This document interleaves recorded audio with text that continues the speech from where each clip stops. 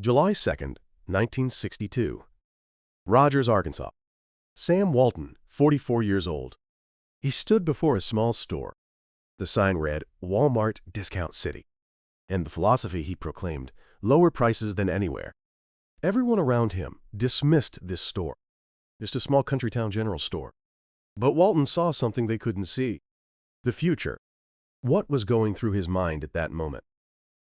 Inside Walton's head, two choices clashed violently. A. Pursue high profit margins, right-pointing arrow, short-term revenue maximization. B. Cut profits, achieve lowest prices, right-pointing arrow. An uncertain future. Choose A, and he'd be safe. But customers would flow to other stores. Choose B, and there was risk. But he'd gain overwhelming price competitiveness. Walton made his decision. Cut the profit margin. Give customers the lowest price. This was the beginning of what would later be called EDLP, Everyday Low Price. Walton's strategy was simple. Pressure the suppliers. You can go lower than this. He cut down to the last penny. Sales reps pushed back. We can't go any lower. But Walton wouldn't budge. Customers care about every penny. So do I. Negotiations stretched for hours. And Walton won. The 1970s. Walton sparked a logistics revolution. He built massive distribution centers. Bentonville, Arkansas. From here, products flowed to every store. Trucks ran day and night, relentlessly. But Walton's innovation didn't stop there. He pursued efficiency with obsession. Wasted movement, wasted time, wasted cost. He eliminated everything. Competitors hadn't noticed yet. That Walmart was quietly building an overwhelming advantage. Walton's strategy caught everyone off guard. Avoid the big cities. Focus on small towns. Towns with 5,000 people, no competition here. In New York and Los Angeles, Sears dominated. Kmart and Target were there too. Fierce competition existed there. But in the small towns of Arkansas, no one was there. Walton ruled those territories. One town, one Walmart. Local general stores couldn't compete. 1971. Walton launched another revolution. He called employees associates. And he shared the profits. You're not just employees, you're partners. He introduced profit-sharing programs. He offered stock purchase opportunities and savings plans. Competitors couldn't understand it. Why share the profits? But Walton knew. Employee motivation was his greatest weapon. 1983. Walton shocked the industry again. He invested $24 million to build a satellite communication system. It was the largest private satellite network at the time. Know what's selling in every store, instantly.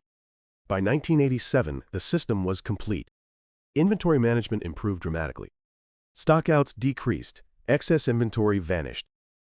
Competitors were still managing with paper and phones. Walmart was already living in the future. 1985. Forbes magazine made the announcement. Sam Walton, the richest man in America. Total assets, approximately $2.8 billion.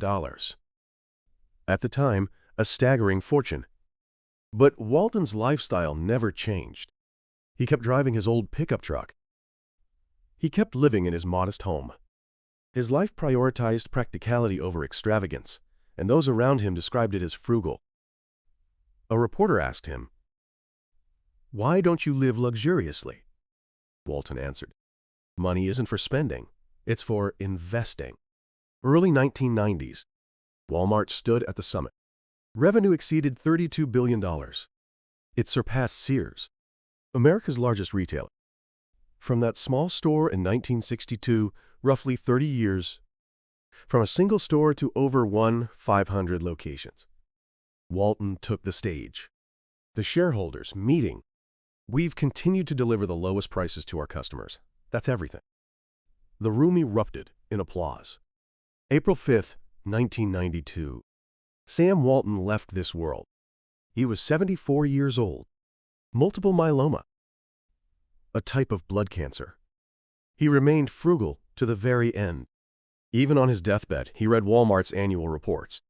Surrounded by family, he quietly closed his eyes. 2024. Walmart was massive.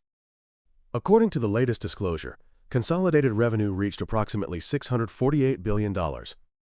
Employees, approximately 2.1 million.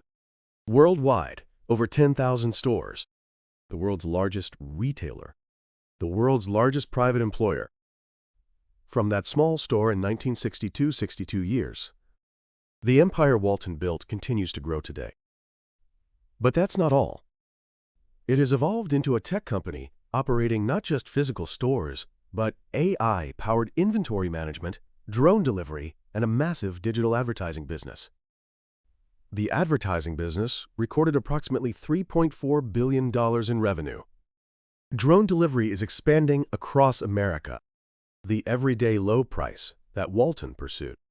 To protect that philosophy, Walmart is accelerating its investment in cutting-edge technology, even more than in Walton's era. So what can we learn from this story? What Walton left behind? It's not the numbers. The EDLP, everyday low price philosophy, dedication to customers, the culture of calling employees associates, the spirit of sharing profits, the coexistence of frugal living and massive ambition. Walton proved something, that you can change the world, even starting from a small town. Now, I want to ask you, success isn't measured by scale. It's measured by impact. If you were to start something, what would you value? Short-term profits or long-term conviction? Walton lived frugally, yet chased a magnificent dream. How big is your dream? Share your thoughts in the comments below. Thank you for taking this journey with me today. What Sam Walton's story taught us: no matter how small the beginning, if you hold true to your conviction, you can change history. On this channel, I explore the decisions and strategies of these giants, delivering wisdom you can apply to your own life. If today's story inspired you, consider subscribing and hitting the like button. Next time, let's continue learning from the blueprints history left us. Until next time,